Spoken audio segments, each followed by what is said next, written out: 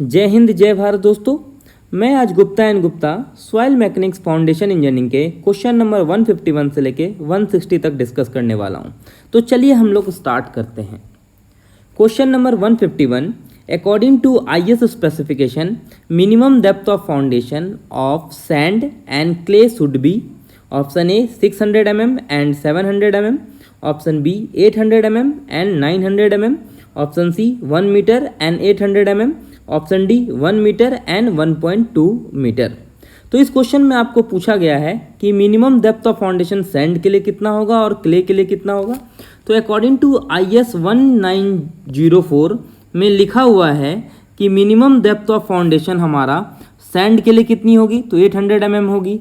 Clay के लिए कितनी होगी, तो 900 mm होगी। ये डायरेक्ट क्वेश्चन है जो इंडियन स्टैंडर्ड के कोड में लिखा हुआ है। तो आपको याद रखना है ये सब क्वेश्चन कि सैंड के लिए मिनिमम डेप्थ ऑफ फाउंडेशन हमारा 800 mm होता है और क्ले के लिए हमारा 900 mm होता है। Question number 152, the maximum differential settlement in isolated footing on clayey soil is option A 25 mm, option B 40 mm, option C 65 mm and option D 100 mm। तो चलिए सबसे पहले हम लोग समझते हैं डिफरेंशियल सेटलमेंट क्या होता है। तो डिफरेंशियल सेटलमेंट हम वो सेटलमेंट को बोलेंगे जहाँ पे हमारा फाउंडेशन का सेटलमेंट क्या होता है, इक्वली होता है। ठीक है, तो ये सेटलमेंट जो होता है सबसे हार्मफुल होता है क्योंकि ये सेटलमेंट हमारा क्या धीरे धीरे होता है। तो जैसे कि हमको धीरे धीरे सेटलमेंट होगा तो आपको पता नहीं लगेगा कि बिल्डिंग हमारा सेटल हो रहा है। तो ये सबसे डेंजर सेटलमेंट होता है। Differential settlement is a danger settlement. मतलब ये क्या करता है, it is damage to the structure. वो स्ट्रक्चर को क्या करता है, डैमेज कर देता है। तो इसका लिमिटेशन आपको दिया गया है कि अगर हमारा डिफरेंशियल सेटलमेंट हमारा आइसोलेटेड फुटिंग के लिए क्लेई सॉइल में क्या होगा और रफ फुटिंग में हमारा क्या होगा। तो चलिए हम लोग इसको डिस्कस करते हैं। जैसे सैंड की बात कर रहा है और यहाँ पे दो तरह का सेटलमेंट है, एक तो परमिसिबल टोटल सेटलमेंट बोलते हैं और दूसरा बोलते हैं डिफरेंशियल सेटलमेंट। अगर हमारा टोटल सेटलमेंट आइसोलेटेड फुटिंग के लिए सैंड के लिए रिस्ट्रिक्ट किया गया है 40 mm और रफ फुटिंग में हमारा सैंड के लिए किया गया है 40 to 65 mm। इसी तरह क्ले के लिए हमारा टोटल सेटलमेंट क्ले के लिए दिया गया 65 mm एंड क्ले के लिए रफ फुटिंग में दिया गया 65 to 100 mm। इसी तरह डिफरेंशियल सेटलमेंट हमारा सैंड के लिए आइसोलेटेड फुटिंग में दिया गया 25 mm और हमारा क्ले के लिए दिया हुआ है डिफरेंशियल सेटलमेंट 40 mm और यही चीज़ रफ फुटिंग के लिए दिया गया आपको 25 mm एंड 40 mm। तो इस क्वेश्चन में आपको पूछा गया है डिफरेंशियल सेटलमेंट के बारे में और कौन सा फुटिंग है यहाँ पे, तो आइसोलेटेड फुटिंग है और कौन सा सॉइल बोला गया है, क्ले सॉइल के बारे में पूछा गया है। तो चलिए हम लोग देखते हैं। तो यहाँ पे डिफरेंशियल सेटलमेंट यहाँ पे है और कौन सा सॉइल पूछा गया है, क्ले के बारे में पूछा गया है। अब कौन सा फुटिंग है, आइसोलेटेड फुटिंग है। तो यहाँ देखिए आइसोलेटेड फुटिंग में कितना बताया गया है, हमारा परमिसिबल डिफरेंशियल सेटलमेंट इससे ज़्यादा नहीं होनी चाहिए, 40 mm से ज़्यादा नहीं होनी चाहिए। तो चलिए हम लोग ऑप्शन चेक करते हैं। ऑप्शन ए दिया 25 mm बिल्कुल गलत है, ऑप्शन बी 40 mm बिल्कुल सही, अभी हम लोगों ने देखा। तो B is the correct answer. तो देख लीजिए इस टाइप के क्वेश्चन आपको जनरली GPSC में और BPSC या SSC सब जगह में ये क्वेश्चन पूछे ही जाते हैं। इनका आप जो एग्जामिनेशन में आने का चांसेस रहता है वो 5 लाख % है। मतलब ये क्वेश्चन आपको पूछे ही जाते हैं, इसलिए आपको इसको कभी छोड़ना नहीं है। कभी सैंड के लिए बोलेगा, कभी क्ले के लिए पूछेगा, कभी परमिसिबल टोटल सेटलमेंट पूछा जाएगा, कभी डिफरेंशियल सेटलमेंट पूछा जाएगा, लेकिन ये क्वेश्चन आपको पूछा ही जाएगा एग्जामिनेशन में। इसलिए मैं यहाँ पे नीचे टेबल लिख दिया हूँ, आपको टेबल भी रेफर करना है। Question number 153, combined footing is generally used when option A number of column is more than 2 and they are spaced far apart, option B number of column is 2 they are spaced close to each other, option C number of column is 2 they are spaced apart and option D there is only one column। अब यहाँ पे देखिए combined footing की बात कर रहा है। Combined footing मतलब क्या, दो या दो से ज़्यादा फुटिंग मिलके हमारा एक इंडिविजुअल फुटिंग बनेगा, उसे ही हम लोग बोलेंगे कंबाइंड फुटिंग। तो हमको ऑब्वियस सी बात है हमारा कितना कॉलम होगा, तो 2 कॉलम रहेगा। तो चलिए हम लोग ऑप्शन देखते हैं। Number of column is more than 2, ये बिल्कुल सही है। But they are spaced far apart, मतलब ऐसा नहीं होगा वो दूर दूर नहीं होगा, वो नज़दीक होगा। That's why A is the wrong answer. Option B number of column is 2, ये बिल्कुल सही बात बोल रहा है। And they are spaced close to each other, अभी हम लोगों ने कंबाइंड फुटिंग में देखा कि जो कॉम्बिनेशन ऑफ 2 फुटिंग है वो they are closely spaced to each other. That's why B is the right answer. कभी कभी आपको क्वेश्चन पूछा भी जा सकता है कंबाइंड फुटिंग का कौन कौन सा शेप है, तो आपको बताना है रेक्टेंगुलर इन प्लान होता है और ट्रेपेजोइडल इन प्लान होता है, तो ये भी आपको ध्यान में रखना है, कभी कभी पूछा जाता है।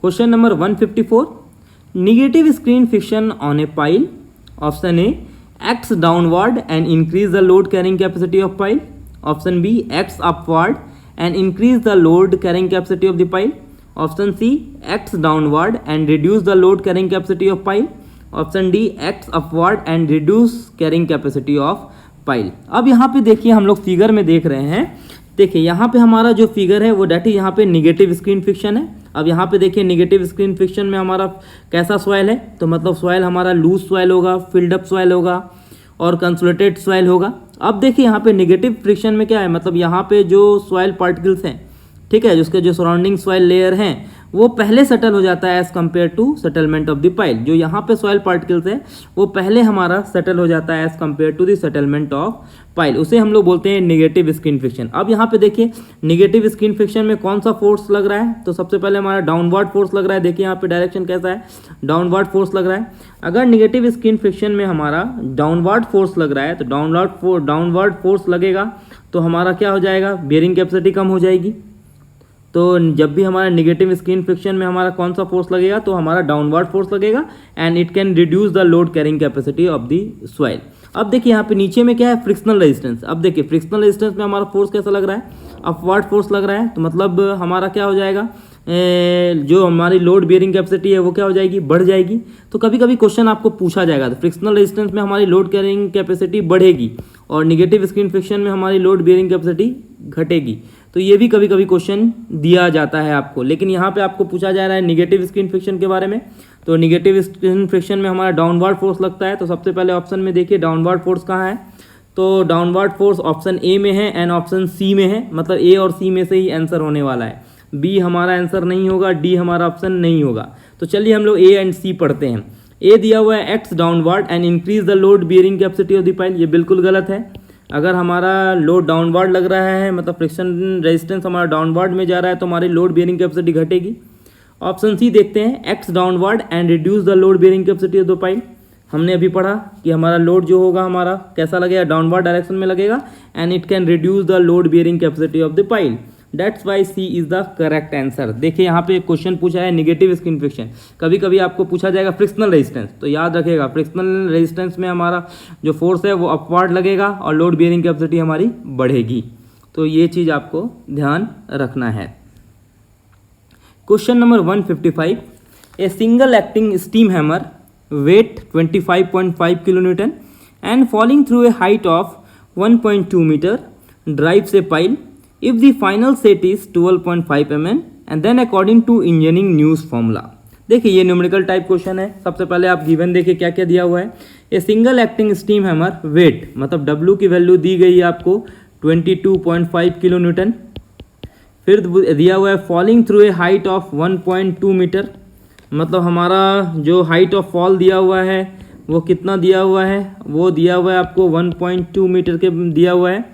फिर if final set is 12.5 mm, मतलब फाइनल सेटलमेंट पर ब्लो हमारा दिया हुआ है 12.5 mm दिया गया है। Then according to engineering news formula, ठीक है। अब इंजीनियरिंग न्यूज़ फार्मूला जो हमारा यूज़ होता है वो हमारा डायनेमिक लोड में यूज़ होता है, ये भी आपको याद रखिएगा। कभी कभी आपसे पूछा जाता है कि इंजीनियरिंग न्यूज़ फार्मूला कौन से एनालिसिस में लगता है, तो डायनेमिक लोड एनालिसिस में लगता है, ठीक है। तो डायनेमिक लोड एनालिसिस के लिए हम लोग जो इंजीनियरिंग फार्मूला निकालते हैं तो उसका फार्मूला हमारा होता है W into H divided by factor of safety bracket में S प्लस T। अब यहाँ पे W देखिए क्या है, W हमारा वेट ऑफ हैमर है, H हमारा height of fall in mm में है, याद रखिएगा यहाँ पे पूछा गया है mm में दिया गया है। फिर फाइनल सेटलमेंट पर ब्लो हमारा दिया हुआ है S। सी दिया हुआ है यहाँ पे इंपेरिकल कांस्टेंट। देखिए कभी कभी ये भी क्वेश्चन पूछा जाता है सी के बारे में, अगर ड्रॉप हैमर क्वेश्चन में दिया रहेगा तो सी की वैल्यू कितना लेना है, 25 mm देना है। सिंगल एक्टिंग हैमर लिया हुआ है तो हमारा सी की वैल्यू कितना लेना है, 2.5 mm लेना है। एंड फैक्टर ऑफ सेफ्टी हमेशा इंजीनियरिंग न्यूज़ फार्मूला में हम लोग 6 लेते हैं, तो ये सब भी क्वेश्चन आपको पूछा जाता है कि पूछा जाएगा factor of safety engineering news formula में कितना लेंगे। फिर सी जो हमारा कांस्टेंट आता है वो हमारा ड्रॉप हैमर के लिए कितना लेते हैं, सिंगल एक्टिंग हैमर के लिए कितना लिए देते हैं लिखते हैं। तो ये सब क्वेश्चन आपको जब भी न्यूमेरिकल देगा तो आपको देगा नहीं, आपको याद रखना है। तो चलिए इसमें हम लोग न्यूमेरिकल सॉल्व करते हैं। तो वेट हमारी कितना दी हुई है 22.5 किलो न्यूटन, तो हम यहाँ पुट करते हैं 22.5 किलो न्यूटन। ठीक है, अब हाइट कितनी दी गई है, हाइट ऑफ वॉल हमारी 1.2 मीटर दी गई है। अब 1.2 मीटर है, अब हम इसको सेंटीमीटर में बनाएंगे तो क्या करना पड़ेगा, 100 से मल्टीप्लाई करना पड़ेगा, 1.2 इंटू 100। अब यहाँ पे आपको नीचे दिया गया है factor of safety. Factor of safety हमेशा हम लोग 6 लेते हैं इंजीनियरिंग न्यूज़ फॉर्मूला में, डिवाइडेड बाय एस हमारा सेटलमेंट है। सेटलमेंट कितना दिया गया है, तो सेटलमेंट हमारा दिया हुआ है 12.5 mm। अब इसको भी हमको बनाना है, तो 12.5 डिवाइडेड बाय 10 तभी हो जाएगा वो सेंटीमीटर में, प्लस सी यहाँ पे देखिए क्या दिया हुआ है, सिंगल एक्टिंग हैमर दिया हुआ है। तो सिंगल एक्टिंग हैमर में हमारी वैल्यू कितनी हो जाएगी 2.5 mm। तो 2.5 mm है तो सेंटीमीटर बनाना है तो क्या लिखेंगे 0.25। ठीक है, अब इसको सॉल्व हम कर लेंगे तो हमारी वैल्यू निकल जाएगी 300 किलो न्यूटन के बराबर निकल जाएगी। डेट्स वाई हमारा ए क्या हो जाएगा, राइट आंसर हो जाएगा। इसको सॉल्व करेंगे तो हमारी वैल्यू 300 किलो न्यूटन के बराबर आ जाएगी। और कभी कभी आपको ये भी ध्यान रखना है, इंजीनियरिंग न्यूज़ फॉर्मूला से हम लोग क्या निकालते हैं, तो अलाउबल लोड निकालते हैं। क्या निकालते हैं, अलाउबल लोड। याद रखिएगा कौन सा लोड निकालते हैं, अलाउबल लोड निकालते हैं। अल्टीमेट लोड हम नहीं निकाल रहे हैं। ठीक है, अल्टीमेट लोड निकालेंगे तब हमारा फैक्टर ऑफ सेफ्टी नहीं रहेगा। याद रखिएगा, जब भी अलाउबल लोड बोलता है तभी हमारा फैक्टर ऑफ सेफ्टी आएगा। ठीक है, ये भी आपको ध्यान में रखना है, ये बहुत ही इंपॉर्टेंट है। ये क्वेश्चन आपको पूछे ही जाएंगे कॉम्पिटिटिव एग्जाम में। Question number 156, generally the bearing capacity of pile group is option A equal to the sum of bearing capacity of individual pile in case of friction pile, option B equal to the sum of bearing capacity of individual pile in case of end bearing pile, option C less than the sum of the bearing capacity of individual pile in case of end bearing pile, option D greater than the sum of bearing capacity of individual pile in case of friction and and bearing pile. तो generally इस question में आपको पूछा गया है कि अगर bearing capacity हमारा ग्रुप में रहेगा तो उसकी बेयरिंग कैपेसिटी हमारी इंडिविजुअल पाइल से ज़्यादा रहेगी as compare to friction pile और एंड बेयरिंग पाइल। तो आपको हमेशा याद रखिएगा कि जब भी bearing capacity pile in group रहेगा तो it is greater than the sum of the bearing capacity of individual pile in case of the friction and and bearing pile. तो ये हमेशा आपको याद रखना है, ये डायरेक्ट क्वेश्चन पूछा जाता है और ये डायरेक्टली थ्योरेटिकल क्वेश्चन है जो लिखा रहेगा आपको। तो हमेशा याद रखिएगा जो bearing capacity of pile group है वो हमेशा ग्रेटर देन दी रहेगा sum of the bearing capacity of individual pile in case of friction and and bearing pile. देखिए कभी कभी किसी बुक में बी भी आंसर दिया रहता है, तो बी हमारा आंसर नहीं होगा। हमेशा याद रखिएगा जो भी पाइल ग्रुप हमारा रहेगा वो ग्रेटर रहेगा किससे, जो sum of bearing capacity of individual pile से, कोई भी केस में, या फ्रिक्शन हो या एंड बेयरिंग पाइल हो। That's why D is the right answer. B हमारा यहाँ पे सही नहीं है। बहुत सारे ऑब्जेक्टिव बुक में बी आंसर दिया जाता है, आपको बी टिक नहीं मारना है। Question number 157, settlement of group of friction pile as compared to that single pile is option A same, option B less, option C more and option D none of the above। तो इस question में आपको पूछा गया है कि अगर friction settlement of group of friction pile as compare to single pile का क्या इफेक्ट होगा। तो हमेशा याद रखिएगा जब भी हमारा पाइल ग्रुप में रहता है उसमें हमारा ज़्यादा सेटलमेंट होगा as compare to single pile. तो ठीक है, तो चलिए हम लोग ऑप्शन देखते हैं। ऑप्शन ए दिया हुआ सेम, बिल्कुल गलत है। हमने बताया जो ग्रुप पाइल है वो ज़्यादा सेटल होगा as compare to single pile. Option B दिया हुआ लेस, ये भी बिल्कुल गलत है। ऑप्शन सी दिया हुआ है मोर, हमने अभी पढ़ा जब settlement of a group of friction pile रहेगा तो ज़्यादा सेटलमेंट होगा as compare to single pile. That's why C is the right answer. Question number 158, select the correct statement. Both negative skin friction and skin frictional resistance are caused by the relative settlement of soil. Option B, both negative skin friction and skin frictional resistance are caused by relative settlement of pile. Option C, negative skin friction is caused by relative settlement of soil and skin frictional resistance is caused by relative settlement of pile. Option D, negative skin friction is caused by relative settlement of pile and skin frictional resistance is caused by relative settlement of soil. तो सबसे पहले हम लोग समझते हैं कि जो pile capacity हमारे कहाँ से आता है। तो pile capacity comes from screen friction and and bearing pile. तो सबसे पहले आपको ये समझ में आना चाहिए कि पाइल कैपेसिटी कहाँ से आता है। तो स्क्रीन फ्रिक्शन से आता है या तो एंड बेयरिंग पाइल से आता है। तो स्क्रीन फ्रिक्शन हमारा किसके कारण से होता है। तो skin friction is due to relative settlement of pile. ये मतलब सेटलमेंट ऑफ पाइल के कारण से हमारा स्क्रीन फ्रिक्शन होता है, ठीक है। और जो निगेटिव स्क्रीन फ्रिक्शन होता है वो रिलेटिव सेटलमेंट ऑफ सॉइल के द्वारा होता है। तो ये हमेशा याद रखेगा, स्क्रीन फ्रिक्शन हमारा पाइल के द्वारा होता है, रिलेटिव सेटलमेंट ऑफ पाइल के द्वारा, एंड निगेटिव स्क्रीन फ्रिक्शन हमारा रिलेटिव सेटलमेंट ऑफ सॉइल के द्वारा होता है। तो स्क्रीन फ्रिक्शन हमारा सैंडी सॉइल में भी हो सकता है, क्लेई सॉइल में भी हो सकता है। तो जब स्क्रीन फ्रिक्शन हमारा सैंडी सॉइल में होता है तो फ्रिक्शन हमारा डेवलप्ड होता है पाइल सरफेस में एंड सॉइल में। यही चीज़ स्क्रीन फ्रिक्शन हमारा क्लेई सॉइल में डेवलप्ड होता है तो हमारा एडिशन कहाँ पे होगा। तो पाइल मटेरियल एंड क्ले में। तो कभी कभी आपको ये भी क्वेश्चन पूछा जाता है कि अगर स्क्रीन फ्रिक्शन क्लेई सॉइल में हो रहा है तो किसके कारण से होगा एडिशन। तो पाइल मटेरियल एंड क्ले पे होगा। अगर बोला है फ्रिक्शन कहाँ पे लगेगा सैंडी सॉइल में, तो आपको बताना है पाइल सरफेस एंड सॉइल पे। तो ये सब आपको ध्यान में रखना है। ये सब बहुत ही इंपॉर्टेंट क्वेश्चन है जो कि कॉम्पिटिटिव एग्जाम में पूछे जाते हैं। तो हमेशा याद रखिएगा, जब भी स्क्रीन फ्रिक्शन होता है, screen friction relative settlement of pile के द्वारा होता है और निगेटिव स्क्रीन फ्रिक्शन हमारा रिलेटिव सेटलमेंट ऑफ सॉइल के द्वारा होता है। तो चलिए हम लोग आंसर चेक करते हैं। Option A, both negative skin friction and skin frictional resistance are caused by relative settlement of soil, बिल्कुल गलत है। Option B, both negative skin friction and skin frictional resistance are caused by relative settlement of pile, बिल्कुल गलत है। Option C, negative skin friction is caused by relative settlement of this soil, ये बिल्कुल सही बात उन्होंने बोल रहे हैं कि निगेटिव स्क्रीन फ्रिक्शन किसके कारण होता है, रिलेटिव सेटलमेंट ऑफ सॉइल के द्वारा होता है। स्क्रीन फ्रिक्शनल रेजिस्टेंस किसके कारण होता है, रिलेटिव सेटलमेंट ऑफ पाइल के द्वारा होता है। तो ये हमारा बिल्कुल सही है। That's why C is the correct answer. ये जो मैं एक्सप्लेनेशन लिखा हूँ उसे भी आप लोग पढ़िएगा, क्योंकि बहुत बार क्वेश्चन आपको पूछा जाता है कि स्क्रीन फ्रिक्शन इन सैंडी सॉइल में फ्रिक्शन किसके कारण होता है। तो between pile surface and soil के कारण से होता है।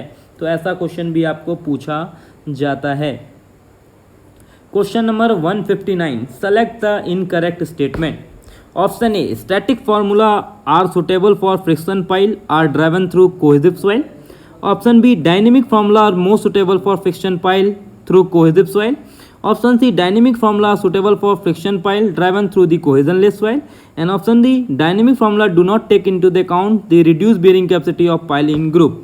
तो सबसे पहले आपको समझना है इस क्वेश्चन में पूछा गया क्या गया। इस क्वेश्चन में आपको पूछा गया इनकरेक्ट स्टेटमेंट को ढूंढो।